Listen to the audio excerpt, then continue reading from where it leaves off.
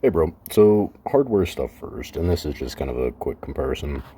But this whole project has definitely made me really go through my city with a fine tooth comb and really pick what's important to me. The Celtic taverns I like. I had a bunch of those in my city, mostly for the population, because it's pretty badass on population, 52,000. Can't really go wrong with that. Um, Checks all the boxes, right? We've got attack, goods, forge points. So that's a good building to have, right? But with the eco project, it really did force me to go through my city, like I said, with a fine tooth comb and pick out what's actually going to be the most effective per tile towards the goal that I want. So Celtic Tavern, primary reason we have that is for population, right? Compared to a plaza, though. I don't think you have the level 10s, just the gold and silver ones. I would I would encourage you to keep hitting this crystal cascade thing and just print the level 10 Yukis. You won't get a QI benefit from it, but the population and forge points stay the same. Even on the level 10, it just doesn't have the QI benefit. So we're going to lose, I think the self-aid ratio changes as well. So we're going to lose the QI boost, but the attack stats and forge points stay the same. Same fragment production off the level 10 as well. So this kind of answers your question on the self-aid kits too, which I'll come back to. The tree of patience and stuff like that. Yuki's on the base level are giving some self-aid kits. I think the ratio is different on just the level 10. I think the ratio is different, but it is giving some self-aid kits. Tree of patience, if you really do need more self-aid kits, I haven't looked through your inventory yet, but if you really and truly do need more, we can squeeze some of those in there. But try to look for buildings that kill two birds with one stone, and that's kind of the idea here. So, pound for pound, this is 52,000 on 30 squares. A pair of Yukis is 32 squares, so about the same size, different dimension obviously, but about the same size. And this is giving 220 forge points and 80,000 population. 50,000 population, 40 forge points. 80,000 population, 220 forge points. So when we're thinking about, okay, we need population to sustain the ecos, and we need more room for ecos, which means we're going to be storing potentially population, right? Like these are pretty close in size. This would be a storable thing in order to get another eco. So we're potentially storing population in order to make room for more ecos, which are population negative. So we need to supplement that somehow. No goods on the Yuki, but the goods on the eco compared to the goods off of Celtic Tavern. Eco's obviously better producer on goods. The other advantage here is that Blue Galaxy is potentially eco is potentially something that we're hitting with Blue Galaxy, right? If it gives those the FSP kits or the gold and silver upgrades. Whereas Celtic Tavern is not going to be a Blue Galaxy target. So the goods production rate out of Celtic Tavern, I think it's 100, right? Yeah, that's all you're getting. But off an eco, what is it? It's like 225 on an eco or something, I think, is the goods output. 220. Yeah, 220. So we're hitting this with Blue Gal. It's already double, right? It's already double the goods output of a Celtic Tavern just from the get-go. But we're potentially hitting that with Blue Galaxy as well to get the finished special fragments. So at that point, it's now quadruple what the Celtic Tavern is putting out. No forge points, or no goods, sorry, no goods on the Yuki. Lots of forge points, lots of population, no goods. So we kind of need the goods. We want the attack balance and goods and forge points and all that. But we're getting the goods and the forge points out of the eco. No attack ability, pretty awesome attack ability. So the attack ability on Yuki is almost double the output of Celtic Tavern as well when you think about the size that it takes up. So something to think about just going forward, and it's going to be the same with your attack ability. So the attack ability that we lose with the ecos that we're planning, really need to start getting picky about what we plant in place of that, like a Neo Aviary versus a Tapir Trails. And you only have a few Tapir Trails left, but you do have a bunch of these Sheepshire things. They're decent buildings, honestly. they're not bad, but compared to the output of any of the Neo stuff, so 10/16 on the footprint of an aviary, that would be about 25/40 something. 25 red, 40 blue. The Neo aviary, just out of the gate, is 48/48, both colors. More forge points, obviously. No goods, no units off of that. But the end goal for me in all of this is to find something that's really good at population, something that's really good at forge points and goods, something that's really good at attack. Because if you go for these mixed bag buildings, like Serene Animal is mediocre with population. I think Serene gives about 28,000 something population. I'll find it real quick. Hold please. Yeah, so 28,000 population. Terrible on, I mean, not terrible, but compared to the shit that we have nowadays, that's pretty rough. 20 forge points on, this is 18 squares. Neo Aviary is 12 squares, giving 23 forge points. So, more than double the forge point production and double the attack output. Neo Aviary obviously lacks the population benefit, which is why Serene Animal is appealing, right? I need population. But take a step back and think about it. The only reason you need population is because you also have mediocre population drain buildings, like those Green Guardians things. Your inventory is ridiculous. There you go. Green Guardians, awesome for attack and goods. No forge points though. And the population drain, I think the population drain is about 10,000 on that. 9 or 10,000, somewhere in there. So the pair of Green Guardians is a net drain of 20,000. So we're using this positive 28,000 to offset that population difference. But both of them are kind of mediocre in their own right. Mediocre attack and forge points, right? No forge points, great for attack, great for goods. But 54 goods on a 3x3, there's other ways to generate that. Jester Stage is giving 35 goods on a 2x3 plus FSP kits and population neutral. So the population need that Animal Crossing is filling is kind of artificial in the sense that we only need that population because of buildings that we could also get rid of that require population. Does that make sense? I think you have some, I noticed one checkmate in here. You got 7 of them. I'm wondering if you have more of them in inventory though. I'll have to look at that, because these, whatever attack ability you lose from storing Animal Crossing or Green Guardians or something like that, Neo Checkmate Square is fucking badass for replacing that attack ability. Like, hands down, probably the best attack producer in the game. The downside with Checkmate is that it doesn't give goods and forge points. But remember, the things that we're using our FSP on and hitting with Blue Galaxy give a lot of forge points and a lot of goods. So even though this doesn't have a production value per se, it makes up for the attack ability that we're losing off of a lot of ecos. And considering the fact that we're hitting these with FSP and Blue Galaxy charges, this is making up for the goods and forge points that this lacks. Does that make sense? Does that kind of explain my theory with all this? Is to kind of eliminate this checks all the boxes type of hardware. We want to get rid of things like that, like these multi-purpose buildings, kind of chip away at these, you know what I mean? And then consolidate our city hardware into goods and forge points, population and forge points, attack and forge points, attack. So does that make sense? And that effectively, this whole group here will also check all the boxes, but it's a collaboration at that point. It's a group effort to check all the boxes.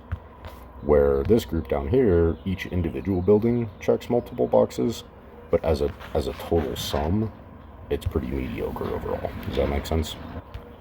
Alright, that's it for the general idea. I'm going to set up your roads for you, but I want you to think about this as you go forward. I'm going to set up your roads in a way that makes sense to me and kind of guide you in that direction. And if you want to change it, obviously be my guest. It's not going to hurt my feelings if you tweak something here or there. It's your city, so do it however you want. But keep this template in mind as you do go through those changes. Like, what is my actual priority? I know that you probably don't need goods. Like, I'm guessing that you have a fucking metric buttload of goods. But if you do need goods, remember that the thing that we're hitting consistently is goods producers, right? Hover and Ecos, the Eternal Market. So we have the ability to farm goods. And we can replace the attack ability off of Green Guardians with something like Checkmate Square. Does that make sense? So just keep that in the back of your mind once you look at the road pattern that I set up for you. Expansions, on a quick side note, and I'll kind of get back into this after I do your roads. I think you said you have enough diamonds for 8. I would do this in... don't do single file. Get 4 pairs of expansions, and I'm going to set up your roads to where this pair will line up with a road end, just so that you can bring out this center road group as far to the left as possible. Don't do single file, because with this S pattern we really only have one main road group, so this is potentially just going to become roadless stuff anyways. It's going to be better to get a pair of 4 expansions over here. Does that make sense? I'll come back to that after I do your roads. But that's it for the first part, and I will update the rest of it when I get to that point. So talk to you soon, bro. Bye. All wrapped up. This was a pretty quick adjustment. I don't know if anyone has ever told you, but I am a fucking genius. You're gonna dig this, dude. But I had to give myself a pat on the back because it's fucking slick. You have 8 expansions. There's this hardware in inventory, and all of this will fit perfectly into those 8 expansions. So you won't have to store any of this, and I'll show you where it will go and how to organize that. I did not plant your expansions. I know that you're asleep right now, so I wanted your blessing to do that, so that way I could leave it completed for you. But you're asleep, so I'm not going to fuck with it, but I'll map that out for you. All of this has a home, though, so you actually don't have to store, anything. I'm going to give you some recommendations on stuff to store, but this is fucking slick, dude. Neo King, Neo Queen, I checked your inventory. You do have some kits that you can use for that.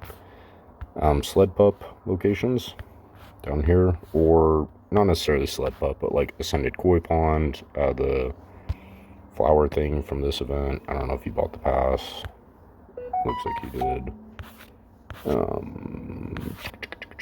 This thing, pretty nice for QI. Head Start.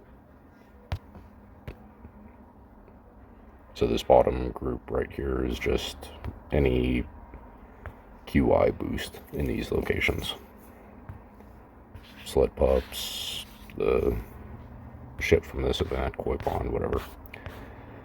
Store these 4 Sheepshires for another oink.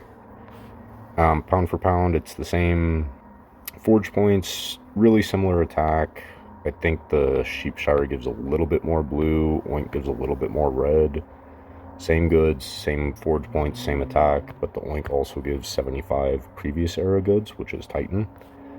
So slight improvement there, same population drain. So just store the last 4 Sheepshires here, and that's grouped under the oink.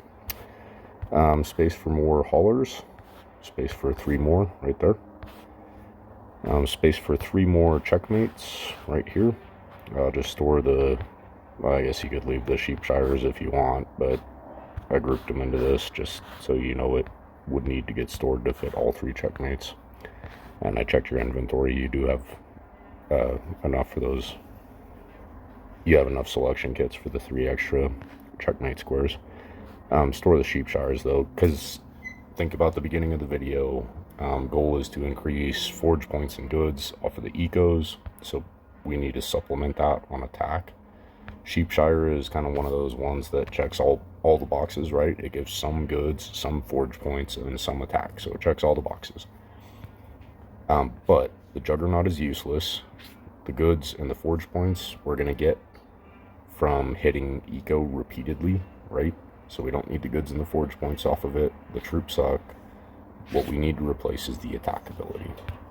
And with that in mind, your checkmate square is going to be a much better replacement to that attack ability. Make sense? So 1, 2, 3 right here. You'll need whatever that is, 8 or 9 pieces of road. Your expansions will come over here, which I'll come back to. I'll explain that. But that's the only change that you'll have to make. Everything in here will plug directly into that location that I've created for you. This is pretty fucking slick, dude. You're gonna dig it. So zoom out. We have space for 1, 2, 3 more Yukis, and I noticed that you have at least 1 kit in inventory. You have 10 selection kits, so it's 1 more building. Plug some Sun Havens. You have 3 4x4 locations right there. So plant another Yuki, put some Sun Havens in there temporarily if you want to generate more gestures, whatever. You have 3 4x4 locations right there. Little Neo King pocket right here. Ascended pocket right here. Haulers for the store items primarily, but also the supply rush kits. Now that you will have 10 of the checkmate squares. This one is still road connection, so plant 2 existing ones and then, or 2 new ones, and then just upgrade this one into roadless, you know. So this group will give the store items, supply rush, can also be ascended for QI. We got 4x4 group up here, a little Neo pocket. On a side note too, I left 2 Feta grouped in here that I would replace with the Neo Magnum Opus, I think it is what it is. Once you accumulate parts for that, this thing, once you accumulate enough parts, it's pretty fucking badass on attack as well. So that's a good replacement to Feta. Double the goods, double the guild goods, no forge points, but remember we're getting the forge points from other places in this project. This is fucking slick, dude. This is actually one of the nicer designs that I've ever done. Quantum transcendental bullshit, whatever, will fit in here. 4x6. It'll snap right in there. No shuffling required, just plug it in. I have mine planted already. I am gonna store mine at some point, and I'll kind of touch on that at the very end. I am gonna store mine at some point, but for now I do have it planted. It is in my Blue Galaxy cycle. I'm not gonna FSP it until I'm done with the eco project, but after the eco project I do plan on FSPing that as well as Eternal Market, for a couple different reasons, and I'll come back to that. But I would encourage you to plant it for now at least, and just keep it in your Blue Galaxy cycle, especially as we're deleting Blue Galaxy where those charges are kind of disposable, you know. Keep it in your Blue Galaxy cycle, just hit it once a day. Don't burn FSP on it yet. I do plan on burning FSP on mine eventually at some point, but in this cycle I just want to finish ecos. But plan it. So I made room for that. You do also have room for the gold shit out of this event. I hope you bought the gold pass. You did. Yeah, we already looked at that. No forge points. It's a mixed bag of either goods or the Radiant Relics or Finish Special, but 32 times Finish Special, 25% chance, same percentage that Eco gives, but it's actually a full kit plus some, on the FSP side. So plant at least one of those, and I've made locations for that I'll explain to you. But plant it and include it in your Blue Galaxy cycle just whenever it hits the FSP, whatever. Let's look at your expansions real quick. There's two ways to do it. You can either use 6 expansions immediately, and you'll have to store the Celtic Tavern and a couple of the Tapir trails. You won't have to store all of them, but the Celtic Tavern and a couple Tapir if you use 6 expansions. If you use all 8 available expansions, all of the hardware currently in your inventory in this edit mode is able to be planted. Here's where that's gonna go. Pretty fucking slick, dude. I don't know if I told you, but I am actually a fucking genius, so. Come 8 up off the corner, you'll fill in these roads. So you'll have Mythical Manor, Mama Jadori. Your Celtic Tavern will actually be able to connect right there on the corner. Mama Jadori goes the whole length of this. So this is Mama Hoochie Goochie. Mythical Manor, Celtic Tavern. Behind Celtic Tavern, you'll put Tapir Trails ×3 and Marauder ×4. 1, 2, 3, and then 1, 2, 3, 4. Behind the Celtic Tavern, there's 8 Sheep Shires at the bottom of this list, which will be paired right behind Mythical Manor. Whatever, however many that is. Makes sense? So all of the hardware in your inventory currently will fit perfectly as long as you put these expansions. My drawing is rough, I get that, but omit the first expansion up, omit the second expansion up, grab the 3rd, 4th, 5th, 6th expansion 2 wide. So 1, 2, 3, 4 expansions 2 wide.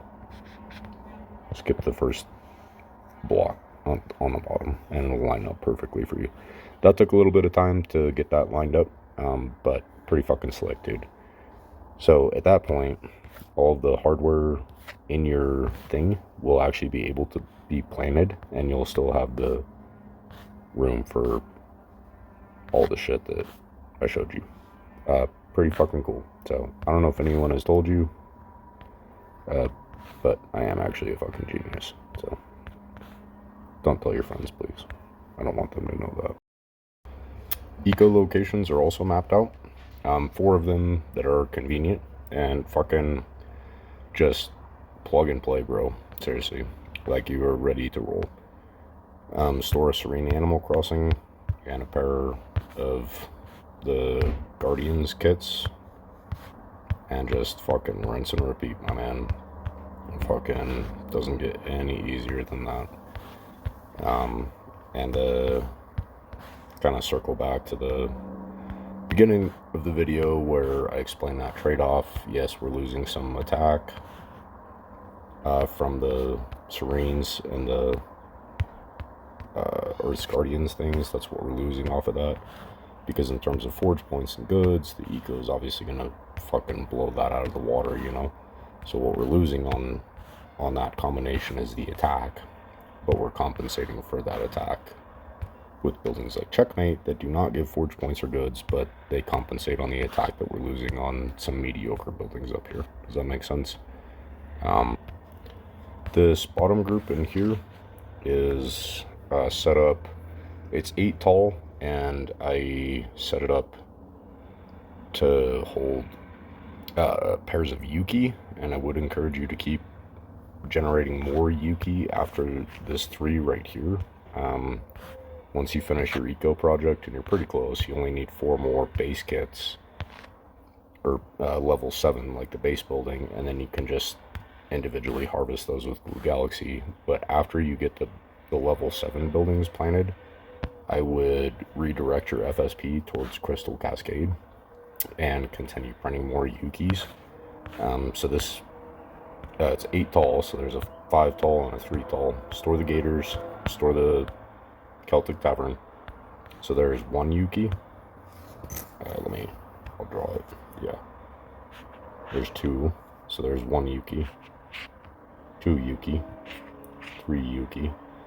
Leaves a gap of 3 that I would actually recommend replacing with some of the new Guild Expedition shit. And then you would end up with a 2 wide, 8 tall. So 2 alligators plus some filler in the middle or something like that.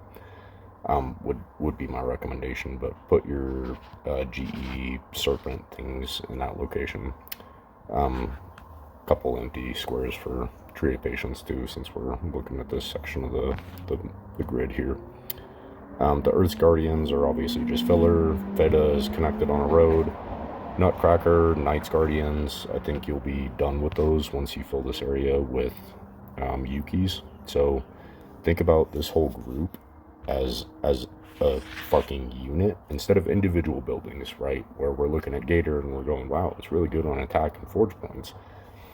Don't look at the individual building. Look at this group as a whole, because Alligator is also paired with Knight's Pavilion in this scenario, where there's decent forge points per tile, no forge points, right? Decent attack, no attack. Gives troops, gives goods, but between the two of them, you end up with a pretty mediocre combined group right here. If you replace this whole section with pairs of Yuki, you're getting a shit ton of attack, first of all, plus population. I'm going to come back to the population because that is part of my end goal with all of this. We are going to need the population. You're up to 600,000 or 700,000 now, I think, which is healthy. But I definitely plan, I'm at 900,000 surplus population currently, and I plan on getting up to 2 or 3 million in available population. So you are going to want some of those Yukis. Vic and I have talked about this too, because Vic and I bounce ideas off each other often. Like, I talk to Vic a few times a week at least. And Vic and I have talked about this. You are going to want more Yukis. That is coming. It's coming for me, just in terms of the hardware that I see. But Vic is also playing on beta, and he's seeing shit that we aren't aware of yet. And when Vic tells me you need more Yukis, and I'm like, dude, I've got fucking 22 of them.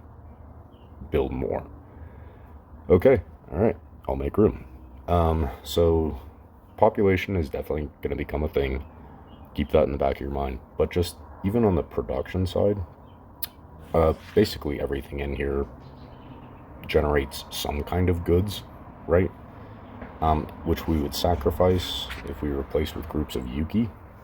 But remember, the trade-off is once this eco project is done, we now have the FSP and the forge point percentage boost to use all of those FSP kits on something like Eternal Market, which is giving a shit ton of goods. So the goods that we lose off of this group mostly break even on attack, mostly break even. Yuki is just red attack, blue attack. There's no defense on either color. But overall, mostly break even on the military stats, right? The trade-off is shit ton of forge points off of that. No goods, but the forge points, or the population that it frees up, that it makes available. This is population negative, population positive, population negative, population positive.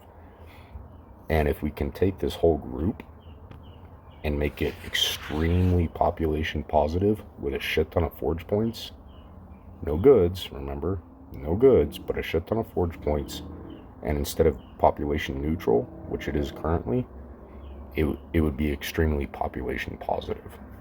And now we can take the FSP that we're generating and beat the brakes off of Eternal Market.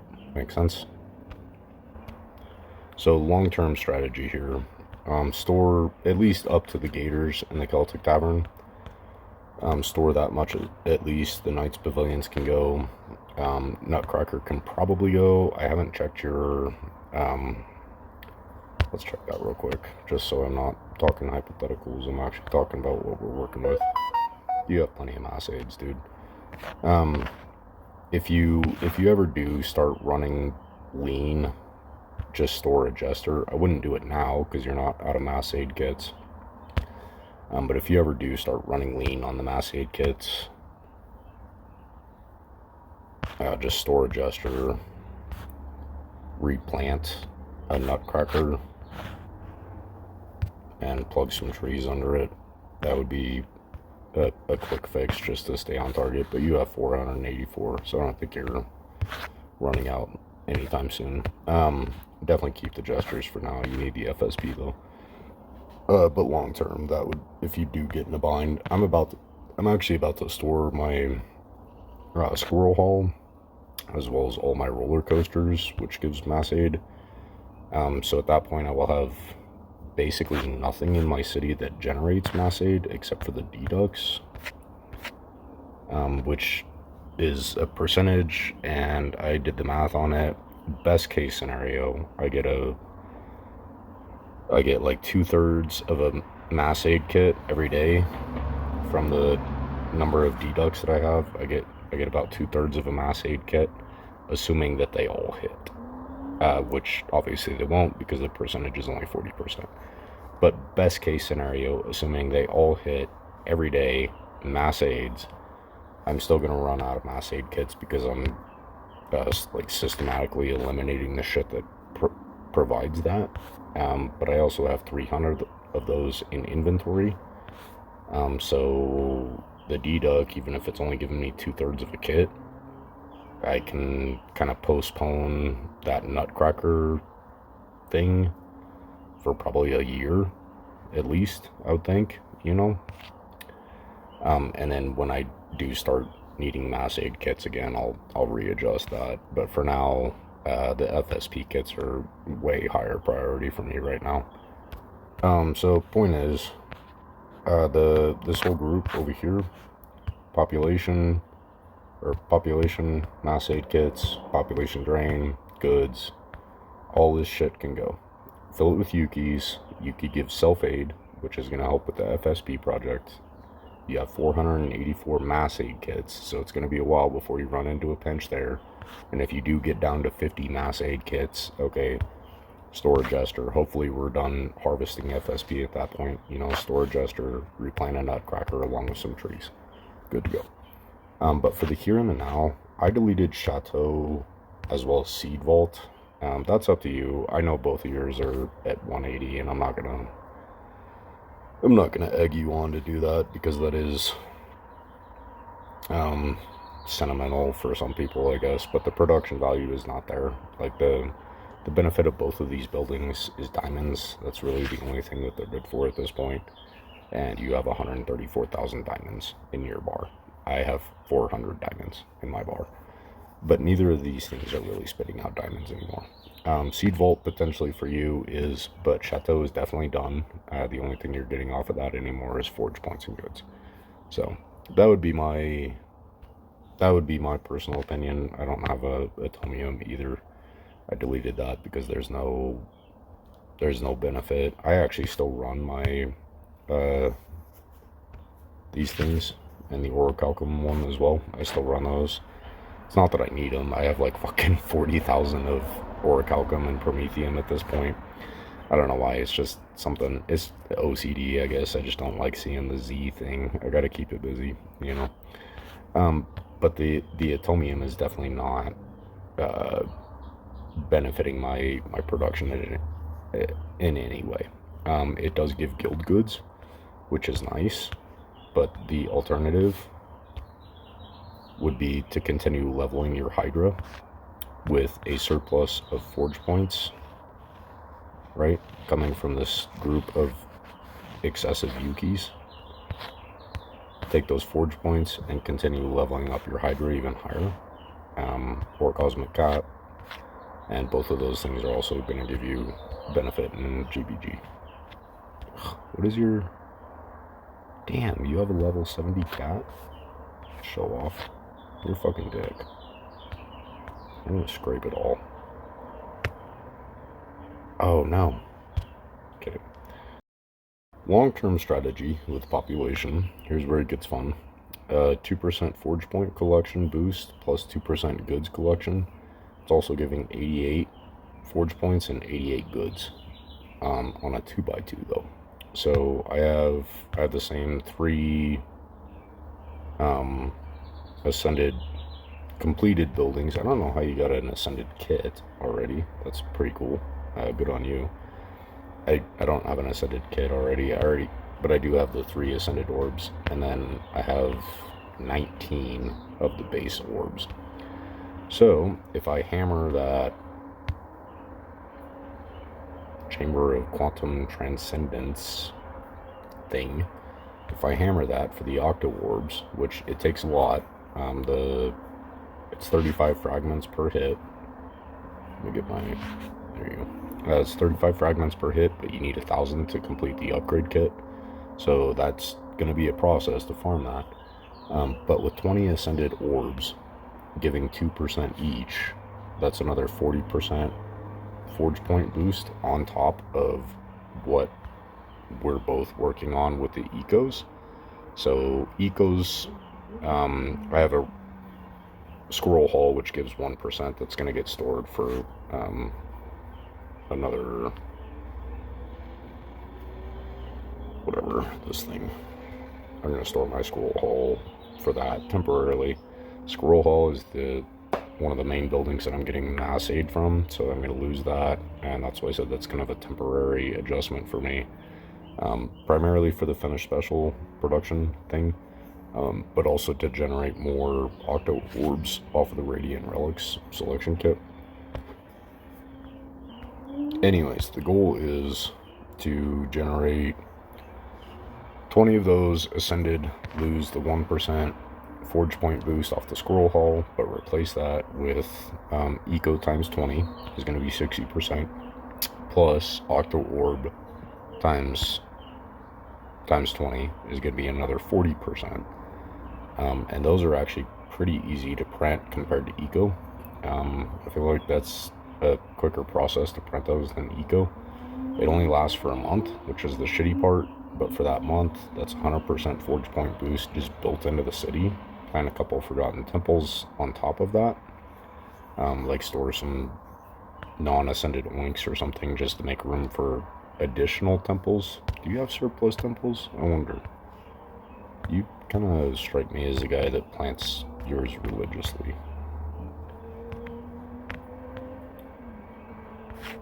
You do. You have 3 of them. Good on you. You should stop planting them. You should save them up, bro.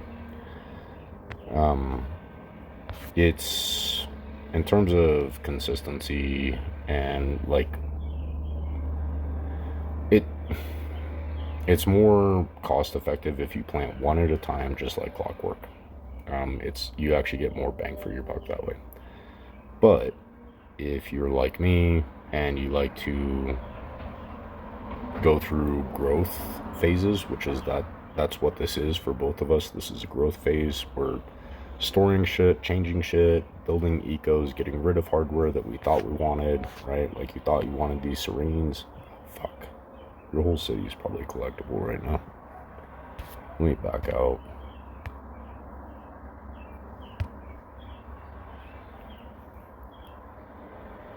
I saw some of your shit pop up. I don't want to fuck up your Blue Galaxy stuff. I don't think I've hit anything else. Yeah, you have a lot of collectible shit right now.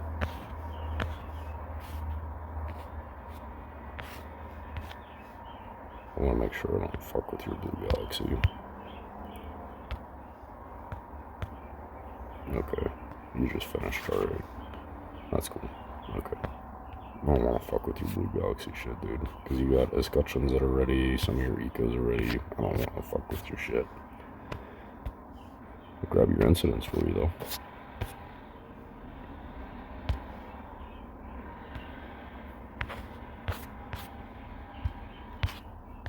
Give me the fucking energy, bro. Give me the pink shit. Stingy bastards, man. I swear.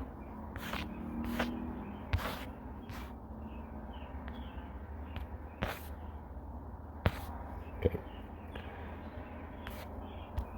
No energy. energy for you. I tried. Where was I? Octo orbs. Population. We're gonna need a lot of population. They're 88,000 population drain, which is absurd. But for a 2x2 that's spitting out 88 forge points, that's worth it to me. You just need the population to sustain that. So you have enough population to plant what, like 6 of them maybe, if that. Yeah, probably 6. And assuming there's really no point in planting the non-ascended version, in my opinion. I might plant a few of them once I get my next QI expansion, just as like filler. But there's really no reason to hurry up and plant the non-ascended Octo Orb, in my opinion. The appeal there comes from the 2% overall city boost. Otherwise, the 44 forge points is nice, but at 88,000 population drain, it's probably not worth it. So the goal is to plant a lot of them ascended, and to have the population to do that. So let's get back into edit mode real quick.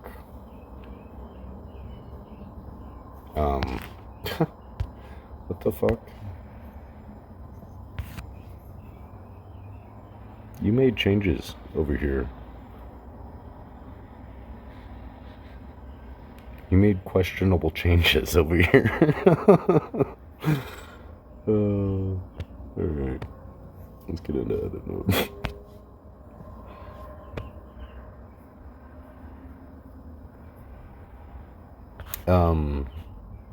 So the idea here, like I said, is this whole group is kind of population wash, right? Population drain, population positive. It's kind of a wash. Replace that with pure population producers, specifically Yuki, for population, first of all, but also really badass on forge points. Now we're going to take the population that Yuki is providing and plant more Octo Orbs, which also give a shit ton of goods, as well as multiply goods production. So there's a 2% benefit to forge point collection on the Octo Orb, and a 2% benefit to goods collection on the Octo Orb. Yuki does not give goods, correct? But it gives the population to plant Octo Orbs, which multiply goods production. That's the long-term vision there. First step is just finishing up ecos. I think you're probably gonna finish before me. Let's check your,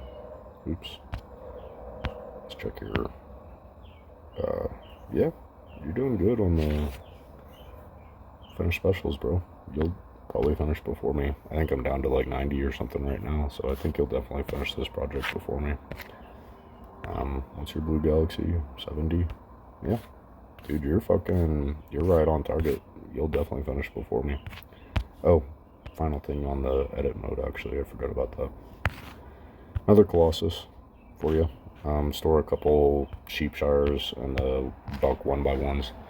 I'm not a big fan of Colossus. I got rid of mine. If you do have another platinum one, just move this one down and put your platinum buddies side by side. I didn't check that. I'm not a big fan of Colossus, honestly, and the turnoff to me, like the stats on it are awesome.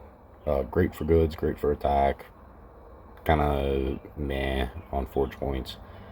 The turnoff to me, though, is no FASP benefit. Like, you can't finish all that or GBG towers. That's kind of a turnoff to me, especially through this project with building ecos, where if I do use an FASP, I want everything in my city to be providing some kind of benefit. And the way that I'm using FASP right now for the eco project is not to dump 20 of them in one day and make a shit ton of fucking player points. It's to accumulate goods and forge points, as well as fragments to complete this project.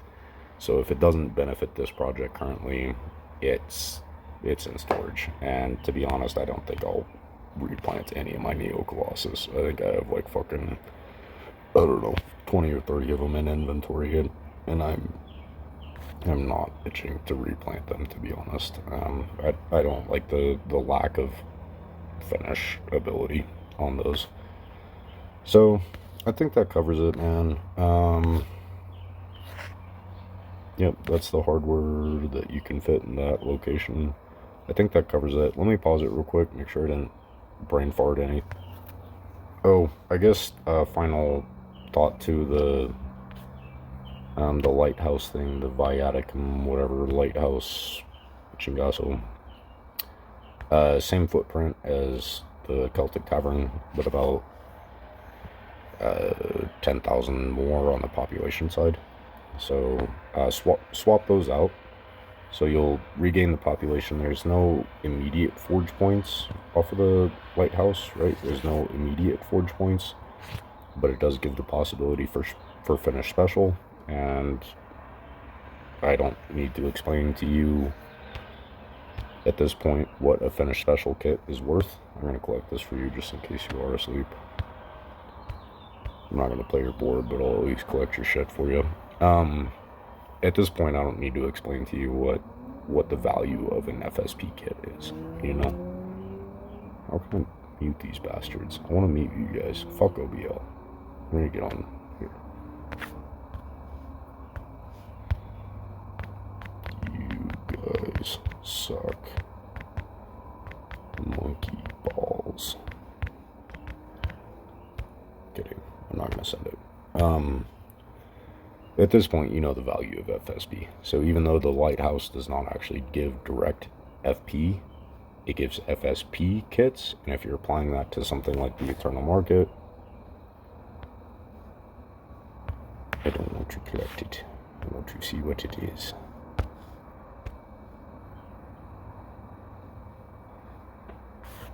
Keep in mind too, the lighthouse gives one full FSP kit when it does hit, even without Blue Galaxy. So if you do hit it with Blue Galaxy and it does double, you'll get 2 FSP kits, and there's 324 forge points off of a single additional FSP on the Eternal Market. You know what I mean? That's what an FSP kit is worth. So the lighthouse, the Viaticum lighthouse, does not give FP, but it gives the ability to generate 324 of them. As well as the goods that go along with that. Does that make sense? That's my long-term strategy. Put this guy back. I think I covered everything. That was kind of the final note. Everything in your bar currently is... Yeah, everything in your bar currently has that location on this left side over here. Just scroll back to how I map that out. You'll be good. I think you'll end up using 1, 2, 3, 4, 5, 6, 7 store kits. This group can get stored eventually, but right now you still have some locations for Yuki to work on currently, so you won't have to store this group right away. So 7 store kits just to fill up your checkmates, another oink, and everything else is good to go, bro. I think this layout turned out pretty slick. I'm happy with it. So I'll talk to you later tomorrow. Hope you dig it. Night, bro.